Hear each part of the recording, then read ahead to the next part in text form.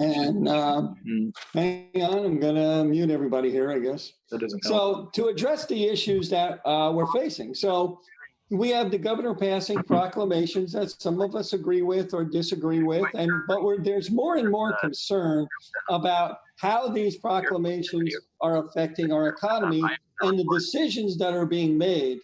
And you know, we all represent our constituents. Our constituents are screaming that they want to go back to work.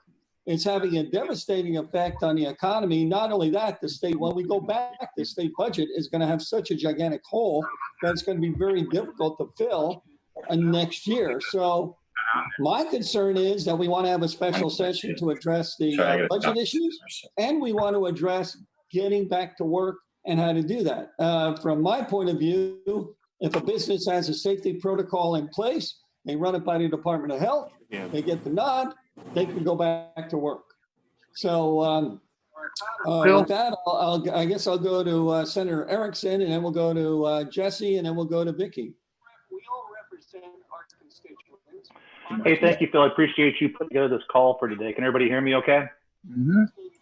We can just record the call. That's the main thing. I don't give a crap about. And if you could please mute your computer screen also, that'd be great. If you're not talking, we can hear a little bit of background noise there. Space that key unmutes it. So one of the things I'd just like to stress is that Washington State's in a crisis mode right now. And I think that the people of Washington State expect their legislature to go back to work to try to address many of the issues that can't be addressed via an executive order. Lots of things in terms of our small businesses, the tax load on them, not to mention the incredible budget shortfall we're going to face here in just a couple of months as tax dollars flowing into the state treasury are dropping off a cliff right now. We have to protect the health of the people, but we also have to be taking steps right now to start bringing manufacturing jobs home from China, start looking for ways to cut our budgets in Olympia. And that really requires the legislature coming back into session. So I think it's really the only responsible thing for the Washington State Legislature to do is to go back into a special session and take action immediately to protect the people of Washington. Small businesses are shutting their doors, they're going bankrupt, and we have to go to Olympia and take action to protect the people we represent and protect our economy going forward, while at the same time protecting the health and safety of the people of Washington. The economy and the health of the citizens are linked, and it'll take a legislative session to make sure that we're standing up for both at the same time. Go ahead, Jesse. Wow, well, guys, we're getting a lot of feedback. Hopefully this is coming across so people can pay attention. Look, we did a very good amount of teamwork and a great effort when we left the session and passed a major stimulus package. But that was always going to be, and was always meant to be, the first start. And so what's reticent upon us is that it's now time to come back. We are empowered with a lot of more information. And we also have to understand that any type of economic recovery stimulus that we want to institute is going to require that we dig the well before we need the water. And if we keep waiting for more and more data, there are some out there that want to ask for, sorry, that feedback is killing me. If we want to ask for more data, we have to understand that there's going to be a lag time before we're able to actually implement any of our solutions. So we need to come back now. To the regard that people suggest that we should issue another committee, another workforce, let's just keep in mind that we are the committee and we as a legislative body are the workforce that the people of Washington elected to go do this. To suggest anything otherwise would be to suggest that we don't even need a legislature. It is time for us to come back in the session. Our small business community needs greater stimulus. The money has run out. People need greater resolutions than just having specific mandates suggested by the governor. And now we're at the point where now he needs additional legislative approval anyway. It's time to call us back in. To not do that is really shirking our responsibility. There are people out there hurting, whether it's a fixed income family just trying to make it, whether it's a sheltered person that's demographically more at risk that doesn't even want to risk going outside. There are solutions out there, whether it's engaging the broader church community, whether it's engaging broader governance. But we can't do that if we don't call ourselves back in the session. It is pertinent, it is timely, And we are the people that are elected to go do this, not some selected appointed group that's going to sit down and maybe make recommendations in another month, another week while people suffer. And we have to also keep in mind the broader health of the community. This is not just about coronavirus health. This is about the mental health and the practical health of people that can't get into the hospital. People that we are forcing to delay non-existential, non-emergency conditions are starting to mature into emergency conditions. This is putting their life and their health at risk. All of these considerations are what we were elected to consider. It's now time that we call ourselves back together, and solve these solutions. And we're the group to do it. No more kicking the can down the road to somebody else. Now is the time.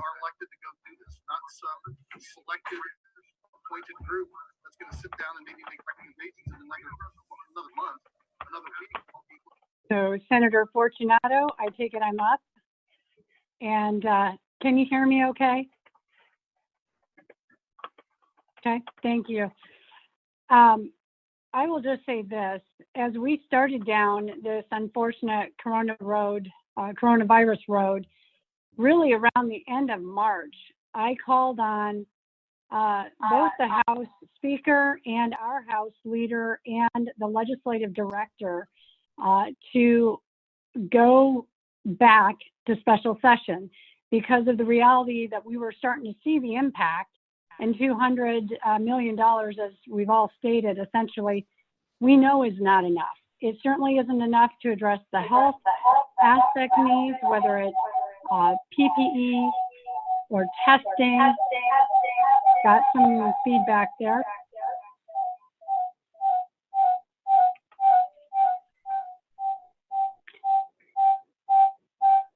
I'm hoping that's not me.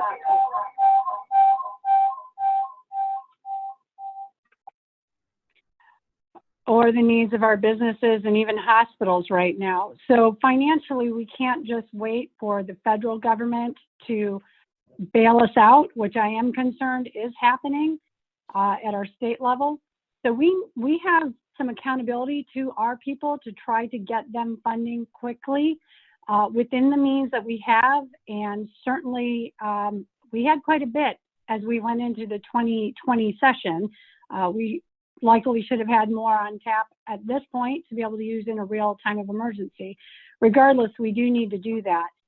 But as I've also talked to small business owners, really on both sides of the aisle, I've had tremendous amount of concern felt from these folks and saying, we can get back to work safely, but we have to get back to work now, or we won't have anything to come back to for our employees and certainly for their own livelihoods. Airports. So we can't. A lot of people just stepped up and did it. There were a few that complained, but we changed. And I think that this is going to change the way we go through airports again. So I think I'm willing to do, what keeps us all safe. Yeah, I think it's okay as long as they, like what you were saying, Marie, I mean, Eve, is that you have to be careful of privacy. Yeah. Yes. We're treading on very dangerous lines. And I understand, Marie, what you're saying about, after 9/11, we had some intrusion upon our privacy, and we might have more intrusion upon our privacy right now. But I want us to be protected in both ways for our own private citizenship as well as a people. Yeah. I know that they said something to carry on. Test that they have a 10-minute test, and that's what it is to get on the plane. They like take blood from your finger. 10 minutes later, you know whether you can get on the plane or not. So I don't think there's, it wouldn't bother me at all. I'd feel safer knowing. So is that coming from the Coin News channel? Well. I think so. Hey, Phil. So many interesting topics coming up as we move into this new way of life. All right, let's move on to something a little later. When John Lennon left the Beatles, why couldn't the remaining members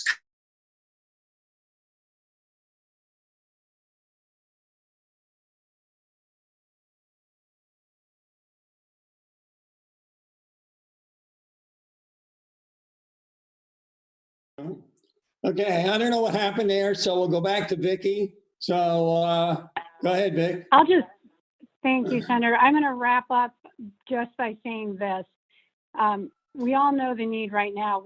We've got to reopen Washington safely. We've got to plan out as Republicans to do this. We need to move.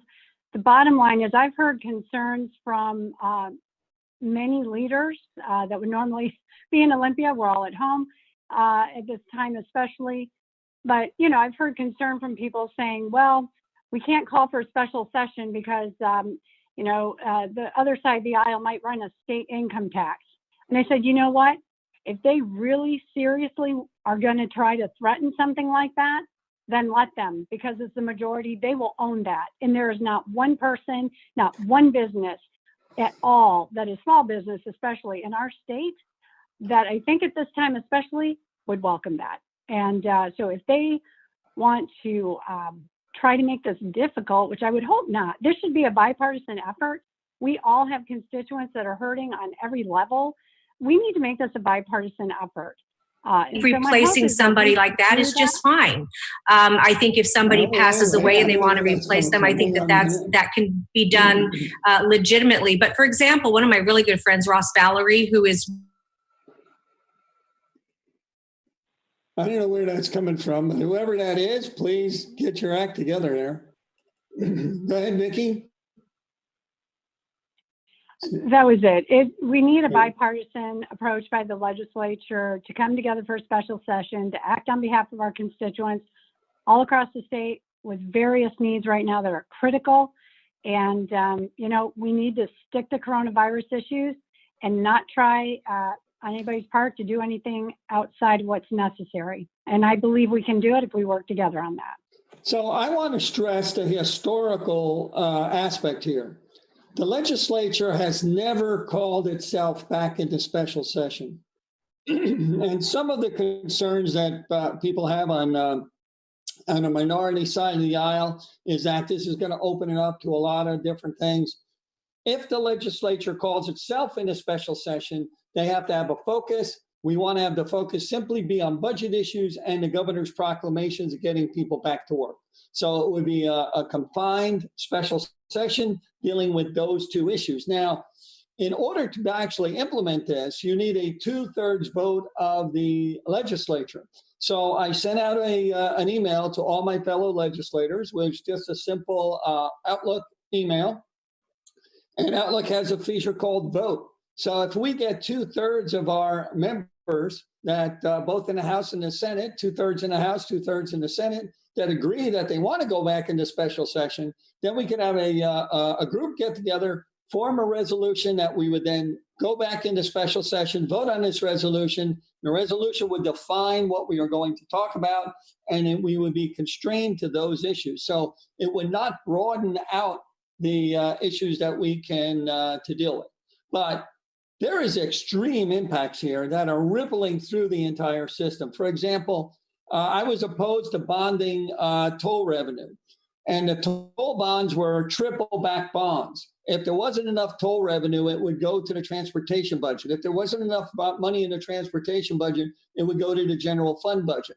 Well, there's no money in the transportation budget. That means not only is the general fund going to get hit with this huge impact from the economic downturn and the loss of revenue there, it's also going to get stuck paying for any bonds that were issued for under the tolling package. So those are some of the things that we need to talk about. And we need to be, if we have ideas to getting back to work and the Democrats have ideas getting back to work, we need to get out on the Senate floor and we need to fight this out on the Senate floor. That's why we're here. That's why people elect their elected representatives. They don't elect them to sit here and write letters to Santa Claus, because that's all we're doing. I'm sitting here and I'm writing letters to the editor. Dear Governor, do this. Dear Governor, do that. And just like Santa Claus hasn't sent me a response, neither has the governor. So we need to be a little more proactive. We need to represent our constituents. This isn't a partisan issue. This isn't Republicans calling for this and Democrats opposing it. We're hoping that some Democrats are going to get on board also. I mean, we've heard that some of them are concerned with the legislative oversight. So with that, I guess any questions that anybody has, there's a hand raising feature, but I'm going to run the risk and unmute everybody and see what happens. So anybody have any questions? You can unmute yourself. Senator Fortunato, Essex here. Yes, sir. Help me understand what you would do in a special session. Are you asking for a special session so you can overturn the governor's proclamations? No, we're asking for a special session so we could discuss the governor's proclamations. We may decide to extend them. We may agree with some. We may disagree with some. But shouldn't our constituents have their elected officials be able to give feedback on these proclamations? Right now, if the governor issues a proclamation, you know what we do? We write a letter. That's it. I mean, what is my capacity as a senator or representatives? What is their capacity to represent their people when all we're doing is writing letters to the governor? Now, as Jesse points out, the governor has to come back to the legislature for approval on certain things. And some of those things have expired or they're coming due very quickly. And he either needs to get agreement from the leadership of the four corners or he needs to call a special session. Now, I believe, and many of us believe, there's going to be a special session. So it's just a matter of time. So whether it be now or in 6 months, sooner is better than later to address these economic issues because the economic impact here is going to be devastating. Representative Kraft, what would you like to hear from the governor tonight? I would like to hear from the governor that he is truly hearing the people speak. And as their legislators, that's why we're here. And that is what we are trying to do, is make their voice heard. Again, I've talked with Republicans, I've talked with Democrats, business owners, some in Seattle area who can't really get responses back from their own legislators. So we need the governor to act. And at this point, I would urge him to call a special session. It needs to be bipartisan, and we all need to be very serious about doing what's best for our constituents, and that is safely reopening Washington.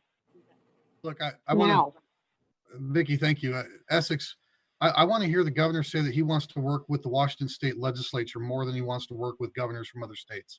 And that's not meant to be a little quip. It truly, the other governors have to take care of their own states. We're elected to take care of this state. And thus far, the Republican caucuses from the House of Representatives and from the Senate have been extremely bipartisan and have made a strong effort to not make this political.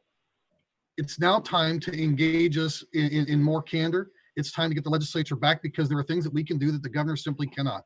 And it's not just to come back and counter him, as Senator Fortunato just pointed out, and we already made the case for. He needs legislative approval for extension on some things anyway.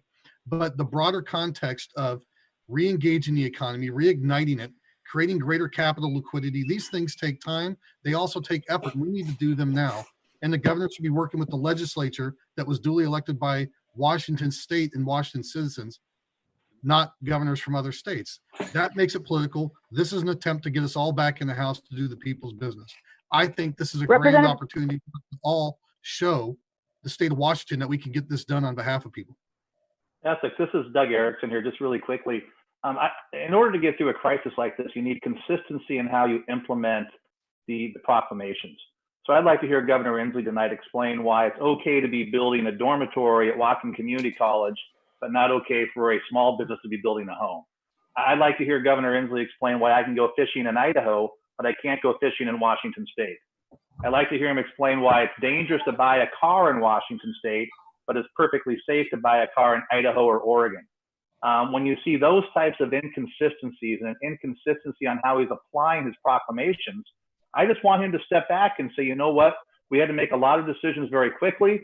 I'm listening to the letters I'm getting from legislators and from the public, and we're going to step back from some of these decisions that probably weren't the best, but he was making a lot very quickly, and mistakes will be made. He just has to recognize that and try to make some corrections now to help out those people who are really hurting. I had a question about what are some sectors of industry that under the governor's definition are maybe right now not essential that this is for anyone, that could be available and safe to go back to work? What are some focuses there as far as the sectors of industry? Well, if I could chime in really quickly, as Doug points out, it's the inconsistency that we have a problem with. And a company or organization should be able to put together a protocol on how they intend to go back to business, go back to work. Now, I have a little bit of a problem where I could go to Costco, where I'm in there with 300 people now. And I use Costco as an example because I think they're doing a great job. They're sterilizing all the carts. People are going in there. They're spacing the people out. They have a protocol in place, but there's still 300 people in there. They have screens put up at the checkouts, and they have a protocol in place to be dealing with this issue. Now, why can't the car dealership do that? Why can't the other little local business do that? Why can't they, the dry cleaner or whatever? I mean, I drove Brown Bear Car Wash, and if somebody could explain to me why Brown Bear Car Wash in Auburn is closed, I haven't the faintest idea why. And you have this inconsistency, and you also have these businesses that are afraid. They don't actually know. They don't know whether they could go back to work or not. And they don't know whether they're essential or non-essential. And I took offense to, as soon as he came out with that essential and non-essential stuff, I mean, that's where we parted company. And, I feel very strongly about going back to work. Nobody wants to get this virus. So people want to go back to work, but they want to go back to work safely. They don't want loans. They want government bailouts. They don't want special programs. They just want to go back to work. And that's the best way to get things going. I wonder, you really quick. mentioned that you need. Hey, Jim, I just want to chime in really quick on that. Sorry, Jim. One of the things is if we have essential jobs that are dangerous, we have to be careful how we get people back into those places, whether it's at a grocery store or first responders. But if you have industries that are not essential, but also not dangerous, we should allow those people to go back to work, whether it's a golf course, whether it's a fishing guide, whether it's home construction, doing insulation, drywalling. Those might not be considered essential to some people in government. They're essential to the people who are making their living doing it, but they're also low risk and not dangerous. And we have to put that into the equation also. Well, I think it's also worth noting to everybody that the stay-at-home orders that the governor has enacted, that the people of Washington have abided by, have been producing results, but they will only work if people continue to choose to abide by them. And we are seeing greater instances of civil disobedience, however you want to label it. But if that continues to occur because people are frustrated at not feeling as though they're being listened to, then this whole system falls apart anyways. The way to address that is to get us back and doing our jobs and starting to respond to people. The governor needs to recognize this because his solutions that he's offering will not work if people do not choose to abide by them. Getting us back in there to start crafting real solutions is the key to everything working and not falling apart. So you're going to need bipartisan. I agree. I'm just going to mention one thing. As I do talk to business owners, we all have been, it was tough, I'd say, for all of us to really probably go into a 30-day stay-at-home order, right? That's just not something any of us are used to doing. But I think really by and large, most people did it in good faith. I know I was one of those. Hesitantly, it was a little challenging to see how some of this rolled out, but with the understanding, hey, we need to give this a chance. We need to make sure we prioritize public safety. Now we've done that. The numbers are trending down. Business owners are saying, hey, May 4th, that I can't really go beyond that. I'm already at a point where this may not come back as far as their business.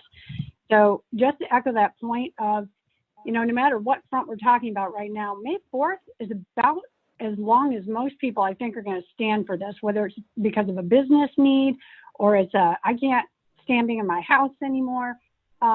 This is something the governor needs to heed. I don't think going beyond May 4th is even an option for most people at this stage. Okay, Jim, go ahead. You had a question?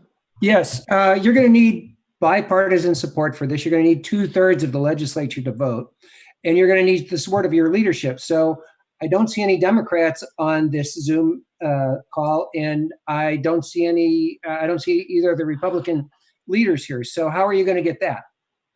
Well, that's the purpose of this Zoom call, and that's the purpose of the email that we sent out. And, hopefully we have to convince our other members. You have two different things that we're talking about. One is the governor can call a special session. He doesn't need to ask us. He could just make an announcement tomorrow afternoon saying, on this date, I'm going to have a special session, everybody come back. The purpose of what we're trying to do is if the governor is not going to act quickly enough, and I don't feel we need to be doing this like now, then the purpose of this is to have the legislature itself call us back into special session. And that, as you point out, requires a 2/3 vote. But if you don't ask, you don't get. How do we know? I mean, as this progresses and people on the other side of the aisle are getting maybe a little more frustrated, some of the Democrats that agree with actually doing this are reticent to sign on or agree because they feel that they could convince the governor to loosen things up.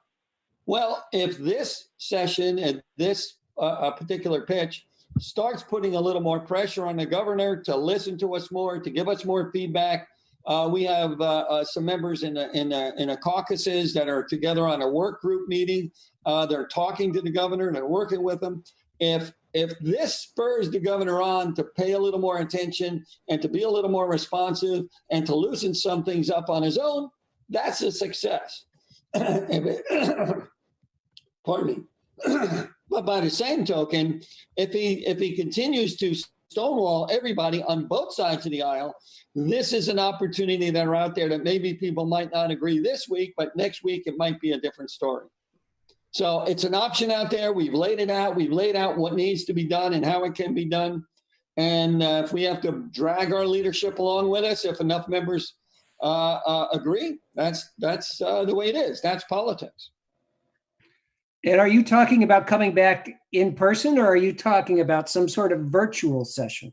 Well, I also sent a letter to the Attorney General asking him whether it would be possible to do a virtual special session, whether there's any constitutional issues or things like that. I don't know how that would possibly be managed, but it may be something that we could look at to somehow see if we could come to an agreement.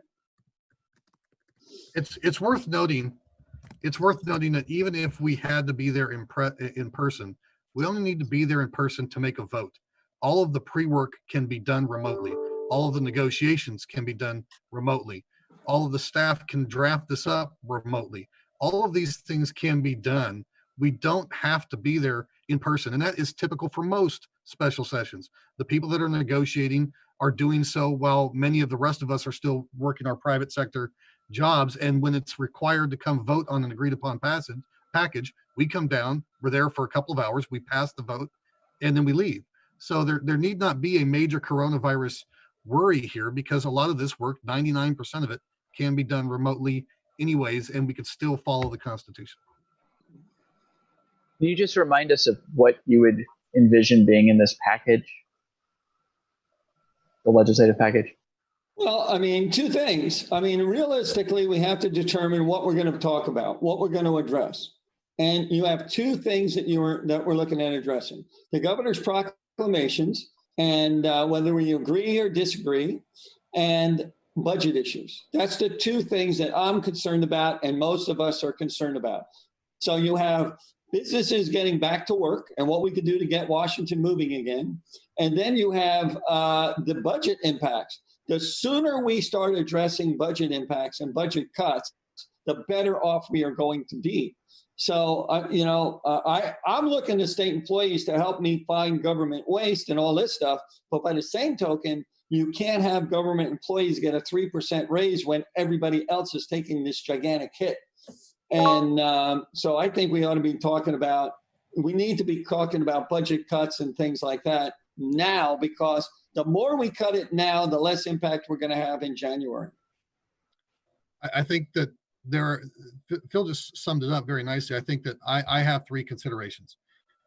One is the economy, specifically with regard to getting capital out there for the economy to start going. We certainly have regulatory issues we need to work out and address through the session. But specifically, if we don't address capital liquidity, we're going to be sunk. It's going to be harder to get the economy going. We have healthcare issues. Keep in mind that there are certain healthcare, a major portion of healthcare that is still shut down. And the longer we wait to reenact that, the more that's going to materialize into greater emergencies for people's health. And finally, faith-based. We must address this. There is a huge part of our private sector that is willing and able to help us, and we are not engaging them. Those are all topics I'd be interested in discussing.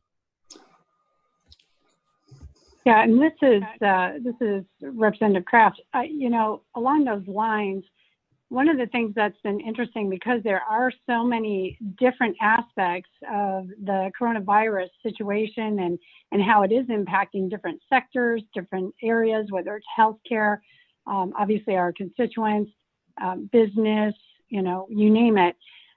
There are legislators that, sometimes gravitate towards certain areas like mental health, for example. And I do think a special session is a really good and important opportunity for us to take a holistic look, again, as a legislature and with the governor, to take that bipartisan look to say, okay, we have to prioritize here. We have immediate needs. What are they? And you hit phase one, and then you have a plan moving ahead over the next few months as well, so that we aren't reactive. I mean, we're already in that mode somewhat by nature of an emergency. But the more we wait, it just puts us more in a reactive mode and absolutely puts all of our constituents, no matter the sector, in a very vulnerable position, more so than today, which is saying a lot. And I'm curious, hi, this is Hannah Scott with Cairo Radio. I know there are some Republican members that are on the task force that the governor's got formed. Is it your sense, or have you communicated with those members that they aren't getting anywhere with that task force? So if I could pipe in a little bit, just yesterday we had a conference call in our caucus, and our members that are on that task force are feeling the frustration. We've had, in addition to our member task forces, we also had industry task forces where you had the construction industry working with the governor for weeks on end, finally come up with a plan, and they say, here's phase one of our plan to get residential and commercial back to work. This is what we're going to do. Here's our plan. They gave it to the governor, and the next day, some news organization asked the governor about it, and he said, well, I didn't read the letter yet. Now, we need to be pushing him in order to get the ball moving here. I mean, that's the scary part. That's the scary part for our members who are on these task forces. Hey, we're having these meetings. What's the point? We're not getting anywhere. We're not getting any feedback. It's not a two-way conversation. It's just, I called it writing letters to Santa Claus. So that's the frustration that we're feeling. And the question comes in is, if the governor's not going to move, how can we as legislators make him move or move ourselves without him? And that's what this is. This is a legislative call to bring ourselves back into special session. Now, if this puts pressure on the governor to call us back into special session, so be it. But I'm frustrated. Members of all these committees are frustrated. If you represent your constituents, how do you think I feel when I get a car dealer, a small, tiny little guy who tried to sell a car, and the Department of Revenue shows up and says they're going to fine him $5,000 and take away his business license, right? Where the heck is that written down? And what am I supposed to do as that person's representative? So those are some of the issues that we need to be discussing. Hey, Go ahead. Just really quick for Hannah Scott. I'm sorry. Oh, go ahead, Vicki. I'm sorry, I didn't interrupt you. Oh, just a quick other note. We don't talk all the time about our local governments and the impact they're facing, but as many of you know, and as ranking member on the House Local Government Committee, our counties and cities, they are absolutely hurting. I mean, if we think at the state we're going to see a financial impact, they absolutely are seeing financial impact. So again, I mean, this is absolutely a holistic challenge, impact being felt by all levels, all sectors. And if we do not take the responsibility we have, all of us as legislators and certainly the governor, to address this holistic issue, we're putting our constituents and other sectors at big risk. So, hey, Hannah, to address your question really quickly, there are certain things the governor can't do by executive action that require legislative action. That's why we need to go back in. Now, will these task forces that are currently being organized work? Hopefully, they'll come forward with great solutions. But what we find in Olympia is when you have a timeline, so say, for example, the legislature said, we're going to call ourselves back into special session in 10 days or 2 weeks, that puts a pretty hard time frame on these committees to get their work done now. And it also shows the people of Washington State that we're working for them. We're taking this seriously at the government level also. So when the government tells you that we're going to force you to shut down, the government better be working pretty hard to have a plan to get you back to work. And that's why we have to have this special session, to put a timeline on it and to bring the sense of urgency to those government employees who are still getting their full paycheck. They got to get to work. You know, if you're working from home as a government employee right now, getting your full paycheck, you have a less sense of urgency than that small business owner, that construction person, the fishing guy, the auto dealer, go down your list, who is not working and not getting paid. So they want to see the urgency out of their elected officials, the way they're feeling the urgency on the ground. Yes, this is Jeff Pogela with Como News. A quick question, and forgive me if you addressed this early on as I jumped on a couple of minutes late. What is the reaction, if you've seen the news, to Franklin County and their commissioners now voting to ignore essentially the governor's stay-at-home order? What's your reaction to that? And then I have a follow-up.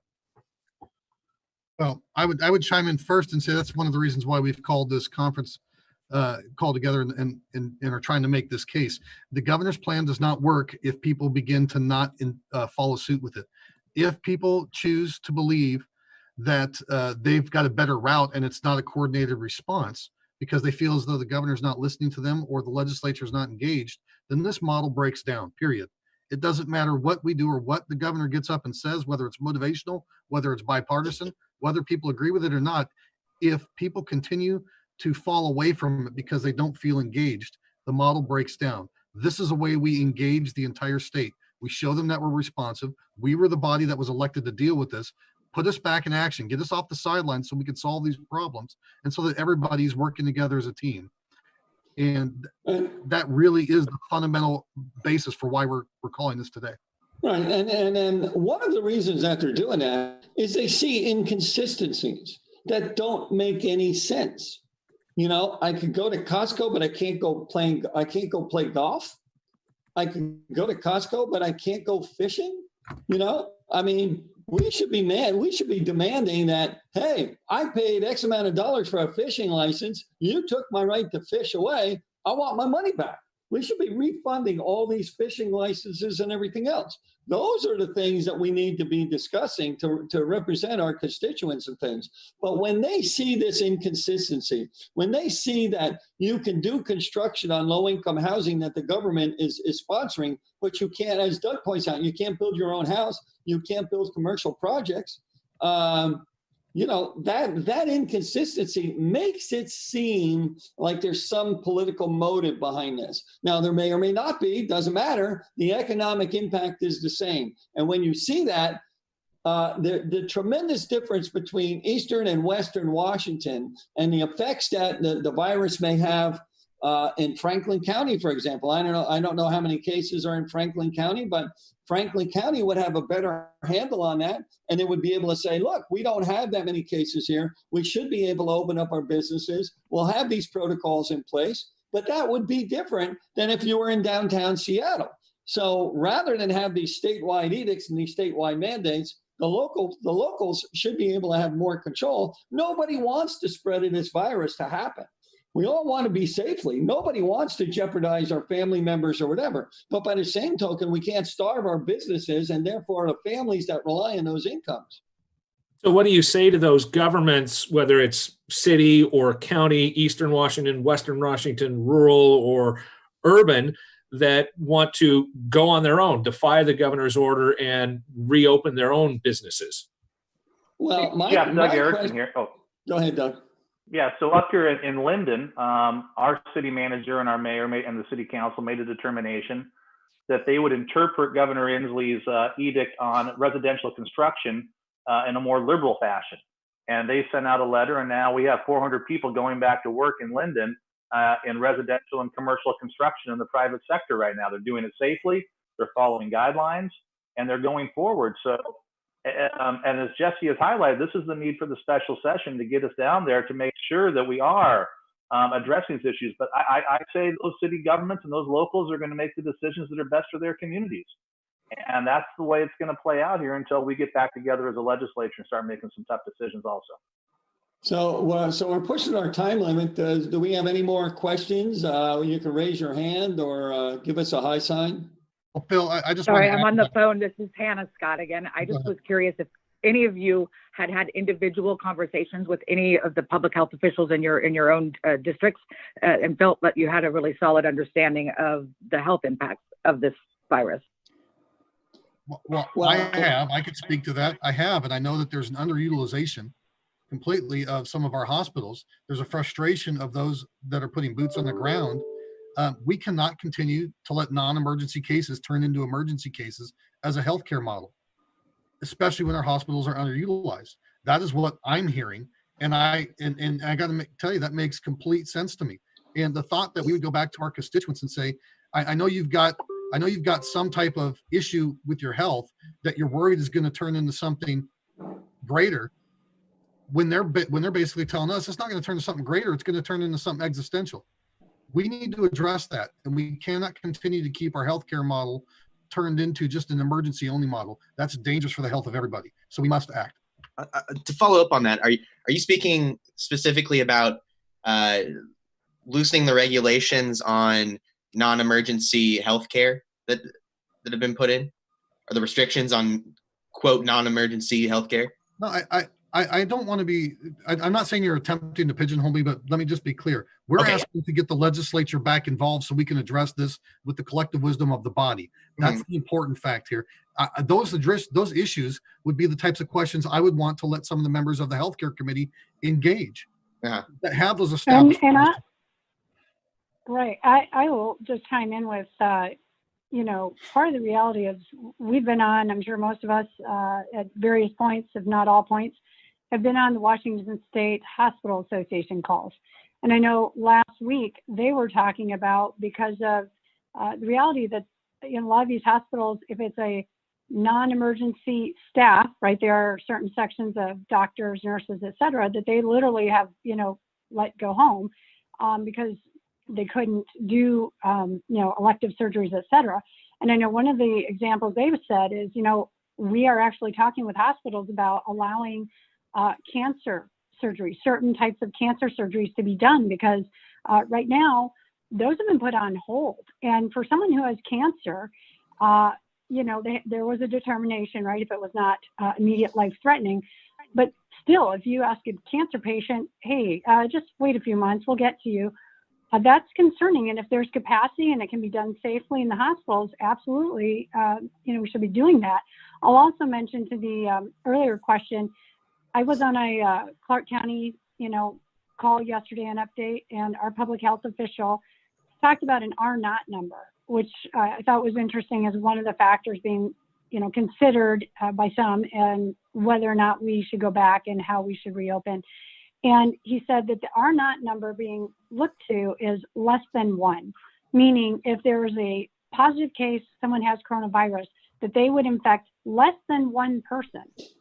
Okay, so I said, well, is Clark County, what's our R0 number? He said, Clark County's had so few cases that, we really can't even determine an R0 number. He said, but in Puget Sound, for example, the current R0 number is less than 1. So it already meets the criteria. And he did say, there's a confidence level around that that's, unknown right now. So, you can't, I guess, take it home to the bank, I would say, per his comments. But the point is, we absolutely have been moving in the right direction in the state. And so, again, it's time to act safely and reopen safely. Okay, so we're trying to finish up. Any other questions going on, or any other concerns that we can address? Okay, with that, I'd like to say thank you all for coming very much, and thanks for your feedback and your questions and your interest. Thank you. Have a nice day.